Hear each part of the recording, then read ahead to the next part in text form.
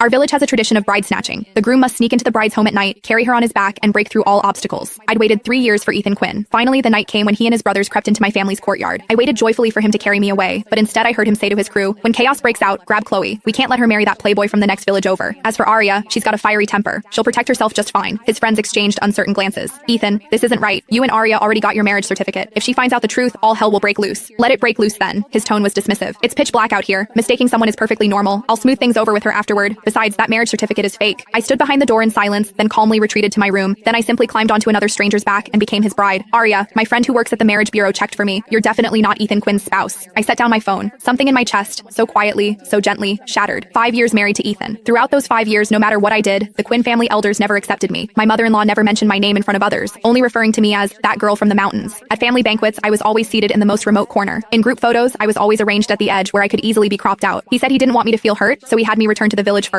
He said he'd wait until he completed our village's bride snatching ritual, followed all the proper procedures, then bring me back legitimately. I obediently returned. Though we spent little time together, to outsiders we seemed loving and harmonious enough, but I'd waited 3 years for him, saved up 3 years worth of things to say, longed for this night for 3 years. Yet he came for another woman. He'd fooled me with a fake certificate for 3 years, all just so I wouldn't discover. The person he truly wanted to capture was my stepsister Chloe. I looked at the woman in the mirror, expressionless, neither joyful nor sorrowful. Soon, commotion erupted in the courtyard. The bride snatching had begun. People were shouting, "They're here! They're here!" Someone laughed. Footsteps pounded past in chaos. Someone deliberately blocked the path. The firelight painted half the sky red. The excitement belonged to them. The excitement was for Chloe. The other group consisted of people from the neighboring village who'd come for the capture. They'd originally come to capture Chloe. According to tradition, if a girl was unwilling, she could hide away early and let them make a wasted trip. But Chloe didn't hide. She'd been waiting in her room all along, waiting to be carried away. And the person she was waiting for was my husband. The room I was in wasn't my usual one. It was Chloe's. That afternoon, my stepmother had called me over, held my hand, and spoke with rare gentleness. "Arya, tonight during the capture, you stay in Chloe's room. Your room is too quiet. The capture group won't find it easily. Those thugs coming for Chloe are troublemakers. You've always been tough since childhood, can take a beating. Not like Chloe with her delicate constitution. If she got hurt by accident, it would be terrible." I said nothing. I knew what she meant. According to village tradition, during bride snatchings, the groom's brothers would charge in first to seize the bride. The woman had to resist, struggle, fight desperately to prevent being carried away. This was called blocking the door. The harder you blocked, the fiercer you fought, the more precious the girl was considered. The harder the groom's side had to fight to carry her away. Those punches and shoves would land on you for real. My stepmother sighed, acting as though sharing her deepest thoughts. She studied my expression, testing the waters. "Besides, Ethan's from the city. He's not familiar with our customs. If you stay in this room by the entrance, he won't have to search the whole courtyard." Back then, wanting to make things easier for Ethan, I'd agreed. I'd even sent him a message with my room's location. But who knew? They'd been planning this switch all along. Outside, a louder commotion suddenly erupted. Someone shouted, "Got her! Got the bride!" People laughed, people cheered, firecrackers crackled and popped. I listened but didn't move. I knew who they'd captured. I could even picture the scene. Ethan carrying Chloe on his back, stumbling through the crowd. His brothers flanking them protectively. Someone deliberately blocking their path. People throwing things. Chloe burying her face against his back, pretending to struggle a few times. How wonderful. I lowered my eyes, refusing to look. Before long, my room door burst open. A group of people surged into the darkness. Their